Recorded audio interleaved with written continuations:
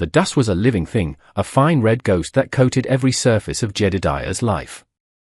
It settled on the rim of the empty water glass by the sink, on the faded photograph of his wife, Martha, her smile a pale memory on the mantelpiece, and it settled deep in the lines of his own face, canyons carved by sun and sorrow. The silence in his small ranch house was a presence as solid as the rough-hewn table. It was a silence he had cultivated, a penance he paid daily for the crime of surviving when Martha and their little Anna had not. Each morning he rose with the sun, the routine a bulwark against the tide of memory that threatened to pull him under. He mended fences that didn't need mending, checked on cattle that needed no checking, and worked until his body ached with a fatigue that could almost, but never quite, eclipse the ache in his soul. He was a man hollowed out, a walking echo in the vast, indifferent expanse of the plains. It was during one of these self-imposed labors, replacing a solid post near the dry creek bed, that he heard it. A sound that did not belong. Not the call of a hawk or the rustle of a snake in the brush, but a snap. A twig. Human. His hand went instantly to the rifle propped against the fence line. He moved with a quiet economy, a predator's grace that belied the emptiness within. He crested the small rise, his eye scanning the parched landscape. And then he saw them. 3 figures, small and ragged, huddled in the meager shade of a dying cottonwood. They were children, though the term felt wrong. They were more like feral pups, all sharp angles and wary eyes, poised for flight. The oldest, a girl of maybe 12 with hair the color of straw and a fierce, protective stance, held a heavy rock in her hand. Beside her, a smaller girl with wide, dark eyes clutched the tattered sleeve of an even smaller one, a child who seemed less a person and more a bundle of rags, her face hidden against her sister's leg. They were starving. He could see it in the hollows of their cheeks, the skeletal frame beneath the grime-caked clothes. They saw him at the same time. The oldest girl's knuckles went white around the rock. Her chin lifted in defiance. Jedediah said nothing. He simply stood there, his rifle held loosely at his side, its barrel pointed at the unforgiving earth. He was a mountain of a man, and he knew the fear he inspired. He'd seen it in the eyes of wild horses before they broke. The oldest girl took a half step forward, shielding the other 2 with her body. Her voice, when it came, was a dry rasp, cracking with thirst and a desperation that was ancient. "We won't take much," she said, the words a stark plea wrapped in pride. "Just water. Then we'll be gone." Jedediah's gaze drifted from the fierce protector to the youngest, the one who still hadn't moved. The small child slowly lifted her head, and for the first time, he saw her face. Her eyes. They were vast and empty, 2 polished stones at the bottom of a dried-up well. There was no fear in them. No defiance. There was nothing. It was an emptiness he knew intimately. He saw his own reflection in that void, the same desolate landscape that stretched out behind him, within him. It was a recognition that struck him deeper than any bullet could have. Hope was a currency, and this child was bankrupt. He felt the foundations of his careful, miserable solitude tremble. The grief he had caged so tightly in his chest rattled its bars. He lowered the rifle completely, resting its stock in the dust. He didn't speak, for words were clumsy, useless things. Instead, he gave a short, sharp nod toward the path that led back to his house. Back to the well with its cold, clean water. Back to the pantry with its tins of beans and sacks of flour. Back to the silence that was about to be broken. The oldest girl watched him, her suspicion a palpable force. She looked from his weathered face to the house on the horizon, then back to her sister's. A silent, desperate calculation was taking place. He turned and began to walk, not looking back, the simple act an invitation and a risk. He heard the faint scuff of worn leather on dirt behind him. A hesitant step. Then another. He did not know if he was saving them or damning himself, bringing 3 new ghosts into a house already crowded with them. He just knew that for the first time in 3 years, the dust on the path seemed less like a shroud and more like a road leading somewhere other than yesterday. The girls moved through his house like wary spirits, their bare feet making no sound on the wooden floorboards. They drank the water he offered in frantic, gulping swallows, their eyes darting around the room, cataloguing every shadow, every exit. He set 3 plates of beans and cornbread on the table, then retreated to the porch, giving them the space he sensed they needed. Through the open door, he watched them eat. They didn't speak. The only sounds were the scrape of forks against tin and the hurried, anxious rhythm of their chewing. They ate as if the food might be snatched away at any moment, as if nourishment itself were a fleeting privilege. When they were finished, the oldest, Ilara, meticulously gathered the plates and brought them to the wash basin, her movements precise and automatic, the learned behavior of someone long accustomed to servitude. He had offered them Anna's old room, with its small, sturdy bed and a window that looked out onto the endless sea of grass. They had looked at the bed, at the clean quilt Martha had stitched, and then, without a word, had gathered a spare horse blanket from a chair and huddled together in the far corner of the main room, a small, tight knot of shared fear. Jedediah's heart, a dull and useless organ for so long, felt a strange, painful twinge. He didn't push. He understood the language of cages. A door left open can be more terrifying than a lock. The next day, he resumed his routine, but it was different now. The silence was punctuated by their presence. He could feel their eyes on him as he split wood, as he mended a harness. They were observing him, judging his every move, searching for the telltale signs of the monster they clearly expected him to be. That afternoon, while clearing out a small trunk of Anna's things he hadn't had the strength to touch, his hand closed around a small, wooden horse, its paint worn smooth by a child's loving grip. He ran his thumb over its back, the memory a sharp, sudden pain. Later, when the house was quiet and the girls were asleep in their corner, he crept in and placed the small horse on the edge of their blanket, near the youngest one's hand. The next morning, he saw her, Seren, clutching the toy to her chest, her small fingers wrapped tightly around its wooden legs. It was the first possession he had seen any of them claim. It was a start. A few days later, Ilara found him by the corral, watching him gentle a new colt. She stood at a distance, her arms crossed, her posture still defensive. "What happened to her?" she asked, her voice flat. There was no need to ask who she was. The question hung in the air between them, blunt and heavy. Jedediah didn't turn from the horse. He kept his voice low and steady, a tone meant to soothe skittish things. "Fever," he said. "Took her in 2 nights." He paused, his hand stroking the colt's trembling neck. "Took her mother a week later." He didn't offer details. He didn't dress the truth in sentiment. He just gave it to her, a piece of his brokenness offered in exchange for her own. He felt her gaze on his back, less an accusation and more an assessment. He had passed some unspoken test. The middle girl, Lyra, the one with the observant, quiet eyes, started to follow him. She never spoke, but she watched. She watched him pull weeds from Martha's neglected garden, his large, rough hand surprisingly gentle with the fragile stems of the wild herbs that still grew there. She saw the way he'd pause and stare at the horizon, his face a mask of such profound loneliness that it made her own chest ache. She was beginning to learn that sadness came in different shapes. Theirs was the sharp, panic pain of a fresh wound. His was a dull, constant ache, a phantom limb that would never heal. The fragile truce they had built was threatened a week later by the arrival of the town sheriff. Sheriff Brody was a man who wore his authority like an ill-fitting suit, all bluster and bureaucratic certainty. He rode up, his horse kicking up a cloud of official dust. "Jedediah," he called out, not dismounting. "Heard tell you had some strays wander onto your land." The girls, who had been sitting on the porch steps, vanished into the house like smoke. Jedediah wiped his hands on his trousers and faced the lawman. "They're not strays," he said, his voice low and even. "And this is my land," Brody grunted, his eyes narrowing. "Folks are talking." 3 girls, looking rough. "There are places for children like that." "Institutions, they're fine here," Jedediah stated.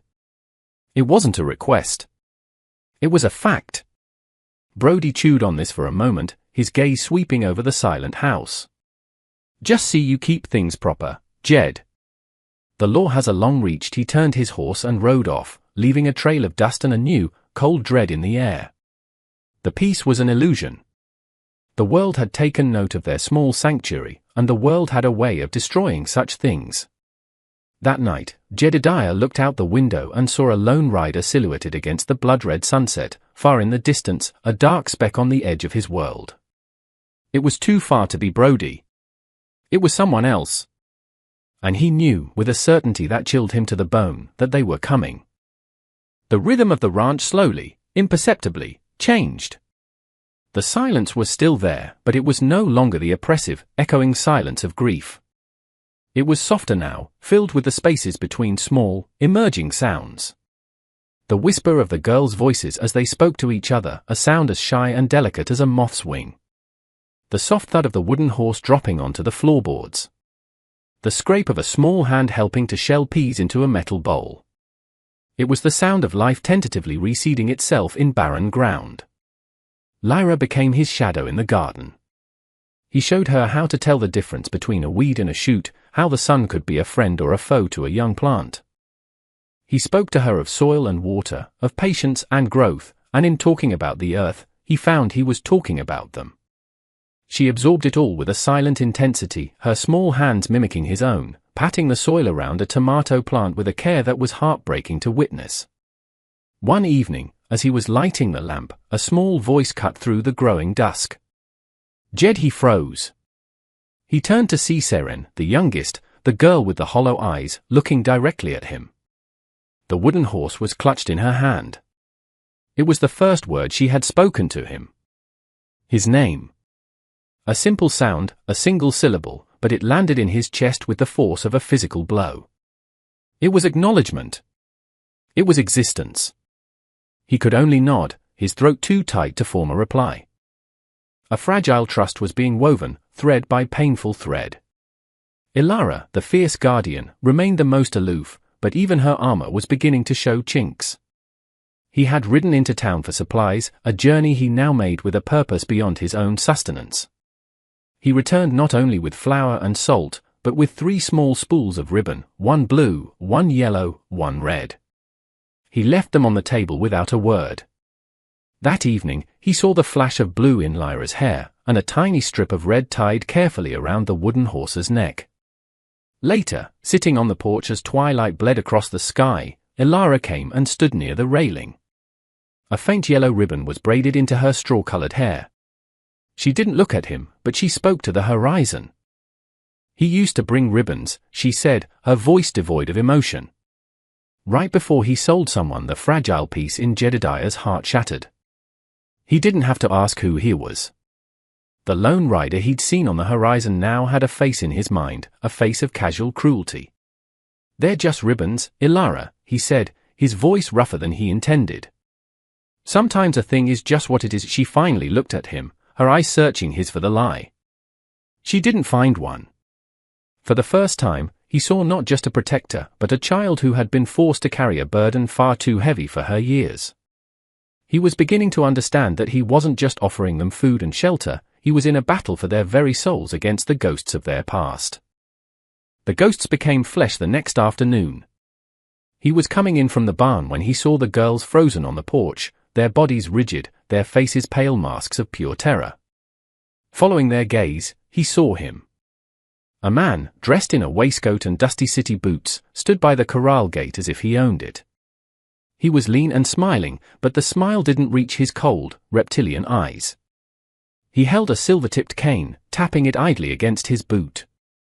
The man's gaze slid past the girls and landed on Jedediah, a look of smug appraisal. "Quite the little homestead you have here," the man said, his voice a silky, condescending drawl. He took a step forward, and the girls flinched back as one. "I do apologize for my wards. They have a tendency to wander. I am Marcus Thorne. I've come to collect what's mine." The word "mine" hung in the air, a vile, possessive thing. He looked at the girls not as children, but as livestock that had slipped their pen. Jedediah felt a cold, clean rage rise within him, a feeling so pure and powerful it burned away the last vestiges of his lethargy. He moved without thinking, his body placing itself directly between Thorne and the porch, a human wall. He was taller than Thorne, broader. He let the man feel his size, his presence. "They ain't wards," Jedediah said, his voice a low growl that came from the deepest part of him. "And they ain't yours." Thorn's smile tightened, the mirth vanishing from his eyes, leaving only a chilling cruelty. "That's where you're mistaken, farmer. They are my property. And I always get my property back." The sun beat down on the three of them, a silent, tense tableau. The fragile peace had not just been broken, it had been incinerated. The battle was no longer against ghosts. The monster was real, and he was standing in Jedediah's yard. Marcus Thorn did not press the confrontation. He was not a man who dirtied his own hands when the system could do it for him. He gave Jedediah a final, contemptuous look, a predator promising a return, and then departed as smoothly as he had arrived. His leaving, however, offered no relief. It was a reprieve, not a victory, and the air he left behind was thick with poison. The girls retreated back into their shells, the progress of weeks undone in a single moment. Seren no longer spoke. Ilara's face was a stony mask, and Lyra's eyes were once again filled with the old, hunted fear. Jedediah knew he couldn't just wait for the storm to break over them. He had to ride into it. The next morning, he left the girls with a day's worth of food and water, his rifle loaded and propped by the door, and made the long ride into town. He found Sheriff Brody in his office, a cramped space that smelled of stale coffee and ink. Brody leaned back in his chair, the picture of bored authority, as Jedediah stood before his desk. "I need your help," Jedediah said, foregoing any pleasantries. "A man named Marcus Thorn." His come for the girls. Brody's expression didn't change. He reached into a drawer and pulled out a folded piece of paper, sliding it across the desk. This Marcus Thorn. It was a legal document. A writ of guardianship, stamped and sealed, granting Marcus Thorn full custody of Ilara, Lyra, and Seren Vance. The paper felt heavy and foul in Jedediah's hand. "This is just paper," Jedediah said, his voice tight. "This man is poison." "You should have seen them when he showed up," Brody sighed, a long, weary sound of utter indifference. "Look, Jedediah. I don't know what story those girls spun for you, and frankly, I don't care. What I have here is the law. Black and white. It says they belong to him. My job is to enforce that. It's simple if it ain't simple," Jedediah shot back, his hands clenching into fists at his sides. "It's wrong, right, and wrong don't have much to do with it," Brody said, taking the paper back. "The law is the law. Thorn will be back tomorrow to collect them, and I'll be with him to make sure it goes smoothly. I suggest you don't make it difficult." Jedediah stared at the man, at the bland, bureaucratic face of a society that would rather serve a piece of paper than protect a child. He saw the utter futility of his appeal. He had come seeking justice and found only rules. He rode home under a bruised purple sky, the weight of his failure pressing down on him. When he walked into the house, 3 pairs of eyes were on him, waiting for a verdict. He didn't have to say a word. They saw it on his face. Ilara, her voice trembling for the first time, asked the question that twisted a knife in his gut. "You going to sell us back to him?" The words were an echo of her earlier suspicion about the ribbons, a testament to a lifetime of broken promises and betrayals. Jedediah knelt, so he was on their level, so they could see the truth in his eyes. He looked at each of them, at Ilara's fierce and frightened face, at Lyra's silent tears, at Seren's hollow gaze. "Never," he said. The word was a vow, a sacred oath. He was no longer just a man grieving his past. He was a guardian. He was a father. That night, he did not sleep. He checked the action on his rifle. He boarded up the back window. He was preparing not for a legal handover, but for a siege. He was a solitary man against the world, against the law, against a man who saw children as chattel. But he was not alone. In the pale moonlight filtering through the front window, he saw 3 small shadows creep out of their corner and sit by the hearth, watching him. They weren't hiding anymore. They were keeping watch with him. The next day dawned grey and oppressive, the air heavy with unspoken violence. The sound of hoofbeats came just after noon. 2 riders. Sheriff Brody and Marcus Thorn. Thorn dismounted with a smug flourish, while Brody remained on his horse, his face grim, his hand resting on the butt of his pistol. "Jedediah!" Brody called out. "It's over. Send them out." The front door opened. Jedediah stepped onto the porch, his rifle held loosely in his hands. The girls were not behind him. He had told them to hide, to stay in the root cellar no matter what they heard. "They're not coming out," Jedediah said, his voice calm. Thorn laughed, a short, ugly bark. "Always the hard way," he nodded to Brody. "Sheriff, do your duty." Brody hesitated, his gaze fixed on Jedediah. "Don't do this, Jed." Suddenly, a rock flew from the side of the house, striking Thorn's horse hard on the flank. The animal shrieked and reared, throwing Thorn to the ground. Lyra stood by the corner of the porch, another rock in her hand, her face a mixture of terror and defiance. She was no longer just a victim. She was a fighter. Thorn scrambled to his feet, his face contorted with rage. "You little witch," he screamed, drawing a small, silver derringer from his coat. He leveled it at Lyra. Jedediah didn't think. He fired. Not at Thorn, but at the ground just in front of his feet. The blast echoed across the plains, a deafening roar that sent birds scattering from the trees. Thorn stumbled back, his shot going wild into the air. The moment of hesitation was all Jedediah needed. He lunged off the porch, a silent, furious force, and slammed into Thorn, driving him to the ground. The fight was not a drawn-out battle, it was a desperate, brutal explosion of rage and protective instinct. The crack of bone, the grunts of pain, the frantic scrabbling in the dust. Jedediah was a man possessed, fueled by a righteous fury he hadn't felt in years. He was fighting for the family he had lost and the one he was refusing to lose now. He gained the upper hand, his fist raised over Thorn's blooded, sputtering face. And then he stopped. He looked up and saw Lyra and Seren now standing with Lyra, huddled together, watching him with wide, terrified eyes. Sheriff Brody had his gun drawn, aimed squarely at Jedediah's chest. The world fell silent, broken only by Thorn's pained gasps and the heavy, ragged sound of Jedediah's own breathing. Brody's face was a stone, his eyes unreadable, the law and his conscience at war within him. His finger was tight on the trigger, the decision of what to do next hanging in the balance, a single heartbeat away from sealing all their fates. The silence stretched, taut and fragile as a spider's thread. Sheriff Brody stood frozen, his pistol leveled, his gaze flickering from the man on the ground to the man kneeling over him, and finally, to the three small girls huddled by the porch. He saw Marcus Thorn, a man armed with the full authority of a legal document, his face a mask of spitting rage and humiliation. He saw Jedediah, a good man pushed past his breaking point, his knuckles bloody, his chest heaving, a fierce protector who had just declared war on the law itself. But it was the girls who held Brody's gaze. He saw the raw terror in their eyes, but beneath it, something new. A defiant solidarity. They were not looking at Jedediah with fear of him, but with fear for him. In that moment, they were not three orphans and a rancher. They were a single, unified entity, a fortress with its walls breached, but its banner still flying. Brody had spent his life enforcing the lines drawn on maps and papers, the neat, orderly rules that were supposed to hold the world together.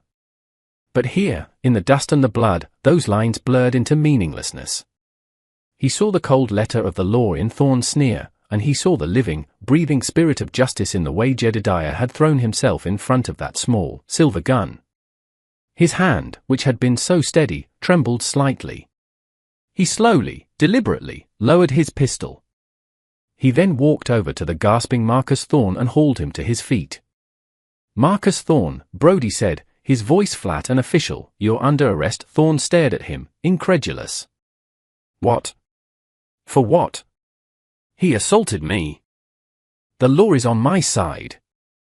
"For disturbing the peace," Brody said, pulling Thorn's hands behind his back with a rough jerk. "For brandishing a firearm in a threatening manner. For being a public menace.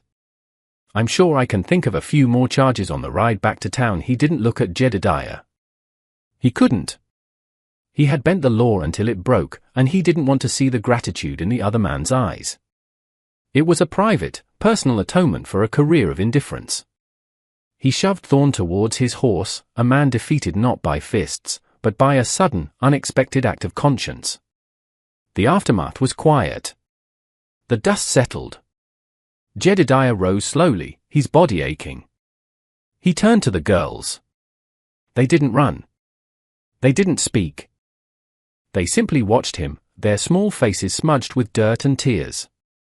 He walked past them into the house and slumped into a chair at the table, the adrenaline leaving him weak and shaky. A moment later, Ilara appeared at his side with a wet cloth. She began to gently, hesitantly, clean the blood from his knuckles. Lyra brought him a cup of water, her hand trembling so much that some of it sloshed over the side. Even Seren came near, placing the small wooden horse on the table beside his hand, a silent offering of comfort. They were caring for him. The dynamic had shifted forever. They were no longer just refugees he was sheltering, they were a family, tending to their own. Weeks turned into a quiet, healing month. The ranch found a new rhythm, one of shared chores and easy silence. Jedediah taught Ilara how to sight a rifle, not for violence, but for security. He taught Lyra how to read the clouds, to predict the rain. And he learned to listen to Seren's silences, which were now filled with a quiet contentment rather than a hollow emptiness. One evening, he sat at the table, carving 2 more small figures from scraps of pine. They were rough, simple shapes, but they were unmistakably girls. He finished them and walked to the mantelpiece. He placed the 2 new figures next to the worn wooden horse, forming a small, silent family. Then he moved them to stand beside the faded photograph of Martha and Anna. He wasn't replacing his past. He was allowing it to make room for a future. The old grief and the new hope could stand together. They could share the same shelf. The final, healing proof came on a warm evening as the sun set the horizon ablaze with strokes of orange and gold. They were all on the porch, watching the sky perform its daily miracle. The landscape that had once seemed to him a reflection of his own desolation now looked vast and full of promise. Suddenly, a sound broke the peaceful twilight. A laugh.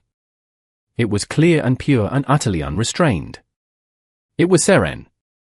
She was pointing at a jackrabbit that had darted out from the brush, her face alight with a joy so profound it was almost holy. Ilara smiled, a real, unguarded smile, and reached out, placing her hand on Jedediah's forearm. It was a simple touch, but it carried the weight of everything they had been through. It was a gesture of trust, of belonging, of permanence. The broken man and the wounded souls had mended each other.